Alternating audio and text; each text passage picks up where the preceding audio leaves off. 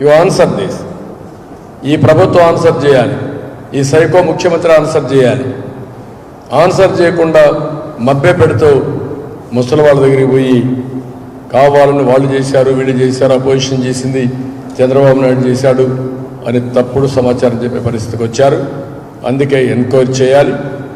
ఇంకొక పక్క అందరికీ చెప్తున్నా, మళ్ళా చెప్తున్నా, ఈ 3 నెలలు కూడా నెలకు 1000 రూపాయలు చొప్పున ఒకవేళ పింఛన్ ఇచ్చిన వాళ్ళకి ఇవ్వకపోతే 4000 ఇస్తా, ఇచ్చుంటే వాళ్ళకు 1000 రూపాయలు యాడ్ చేసి ఏప్రిల్, మే, జూన్ 3 నెలలు ఎన్నికలు అవుతాయి, మీకు అందరికీ అదనంగా 3000 రూపాయలు ఇచ్చే బాధ్యత మేము తీసుకుంటాం.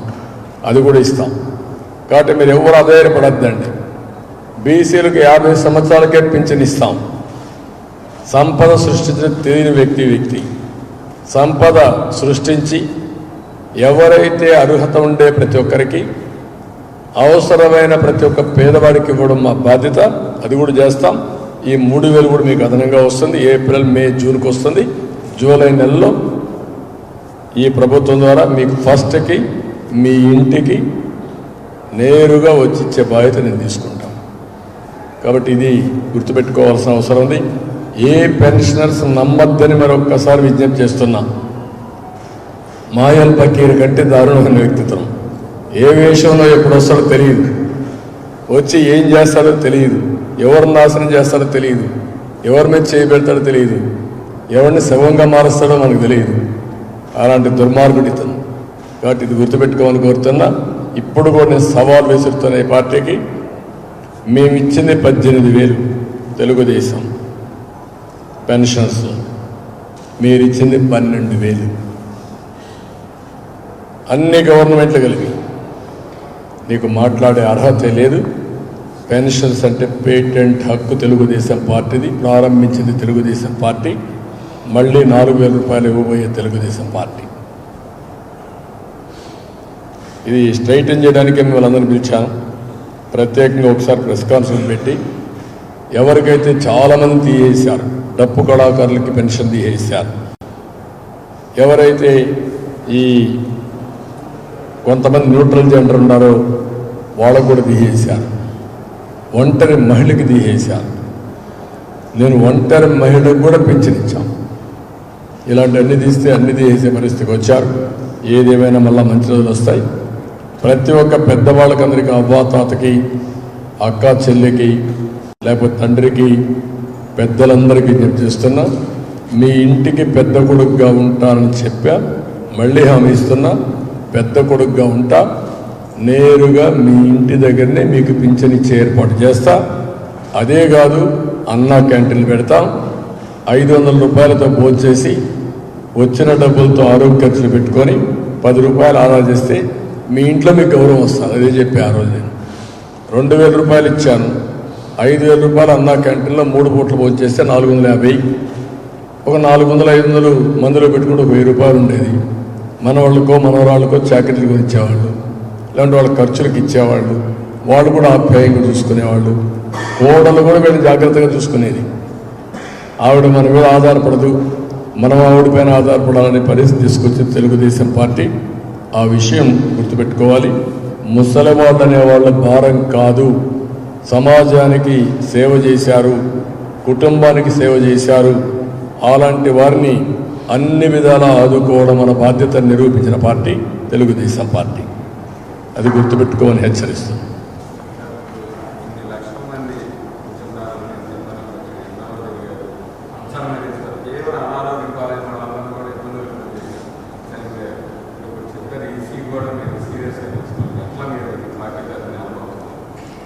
ఈజీగా చెప్తాం, ప్రజల్లోకి తీసుకెళ్తాం, లబ్ధాలు కూడా చెప్తాం.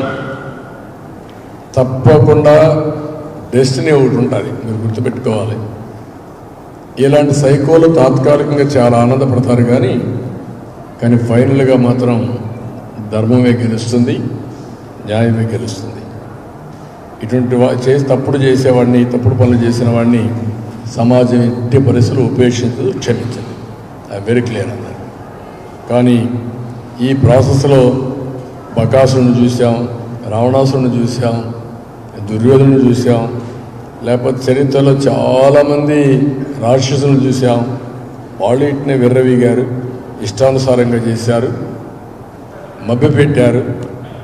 వాళ్ళకు మనం చూసిన చరిత్ర చూస్తే వాళ్ళు కూడా తపస్సులు చేసి కొన్ని వరాలు తీసుకొని తర్వాత ఏ విధంగా ఆ వరాలని చేశారో మనమే చూసాం. భస్మాసుడు ఏం చేశాడో చూసాం. వరం ఇచ్చిన శివుడి మీదనే భస్మాసుడు హస్తం ప్రయోగించే పరిస్థితికి వచ్చాడు. వీడు అంతే, ఏం కాదు. ఇవన్నీ మాకు ఇబ్బందులు ఉన్నాయి, మీడియాకి ఇబ్బందులు ఉన్నాయి, ప్రజలకు ఇబ్బందులు ఉన్నాయి. అందరినీ ఇబ్బందులు పెట్టి అందరినీ సర్వనాశనం చేసి ఒకే వ్యక్తి బాగుపడాలనుకున్నాడు. ఇప్పుడు వాళ్ళ చెల్లెలు కూడా రోడ్డు మీద తిరుగుతూ ఎవరైతే వివేకానంద రెడ్డి చంపారో వాళ్ళకి సీట్ ఇచ్చావు, నువ్వు వాళ్ళని అంతకులు సపోర్ట్ చేస్తున్నావు, అంతకుల పార్టీలో చేరావు నువ్వు అని ఆవిడ కూడా చెప్పే పరిస్థితి వచ్చిందంటే రాష్ట్రం ఆలోచించాలి. నేను అవన్నీ మాట్లాడిన ఓన్లీ పెన్షన్స్ వరకే ఇప్పుడు మాట్లాడుతున్నాను.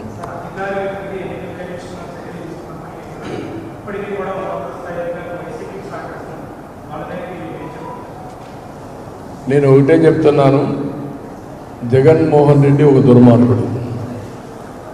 స్వార్థం కోసం ఇంతవరకు ఎప్పుడూ లేని విధంగా అధికార యంత్రాంగాన్ని, అధికారుల్ని, పారిశ్రామికవేత్తలను కూడా తనతో కూడా జైలు తీసిపోయాడు.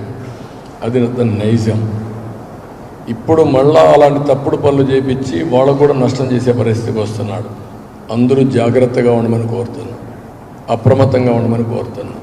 ఇది పోయే ప్రభుత్వం, వచ్చేది ఎన్డీఏ, దాంట్లో అనుమానం లేదు. కానీ తప్పుడు పనులు చేసి అనవసరంగా ఇరుక్కోవద్దండి, ఇరుక్కొని లేనిపోని బాధపడద్దండి. వాలంటీర్స్ కూడా అదే అడ్వైజ్ చేస్తున్నా. వాళ్ళు చేయమంటారు, చేసి మిమ్మల్ని ఇరికిస్తారు. ఇరికిచ్చిన తర్వాత వాళ్ళు ఆనందపడుతూ మిమ్మల్ని చూస్తూ ఉంటారు. కానీ మంచిది కాదు మీకు. మీరు మీ కుటుంబాలకు ముఖ్యంగా హెచ్చరిక చేస్తున్నా, గుర్తు చేస్తున్నా. మీకు ఉద్యోగాలు రావు, మీకు చాలా ఇబ్బందులు వస్తాయి. కేసులుంటే ఉద్యోగాలు రావు, బీ క్లియర్. అందులో ఎలక్షన్ కేసు అయితే అది వెంటాడుతూనే ఉంటుంది, అంత ఈజీగా కూడా పోవు.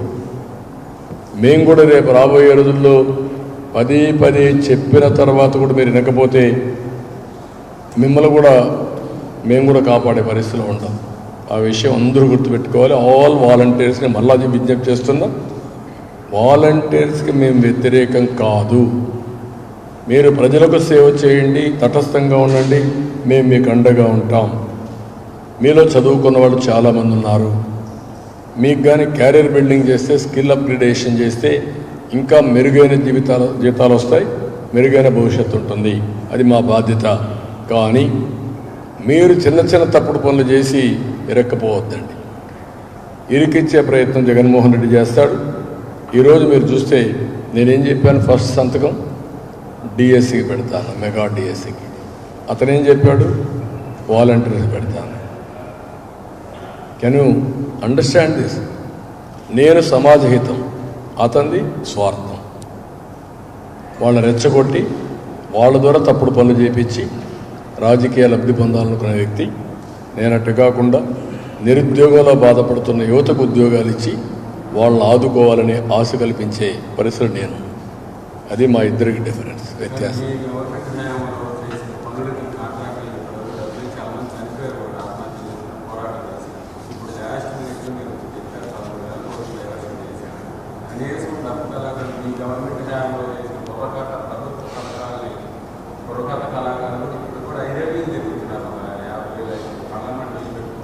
వాళ్ళే కదా అప్పుడు చేసిన ఉన్నారు, ఇప్పుడు చేసిన ఉన్నారు, అందరూ బాధితులే. పంచాయతీ ప్రెసిడెంట్లు, ఇప్పుడు అయిన సర్పంచెస్ కూడా బాధితులే. వాళ్ళకు కూడా పనులు లేవు, పనులు చేసిన డబ్బులు రాలేదు, వాళ్ళు కూడా రోడ్డు మీద ఉన్నారు. వాళ్ళు కూడా ఆత్మహత్యలు చేసుకునే పరిస్థితికి వచ్చారు. ప్రస్తుతం ఉండే సర్పంచులు కూడా ఆత్మహత్యలు చేసుకున్నారు. ఇవన్నీ జరుగుతున్నాయి. చాలా బాధైన పరిస్థితి. ఏది ఏమైనా ఏ విధంగా ఆదుకోవాలో ఆదుకుంటాం. Thank you.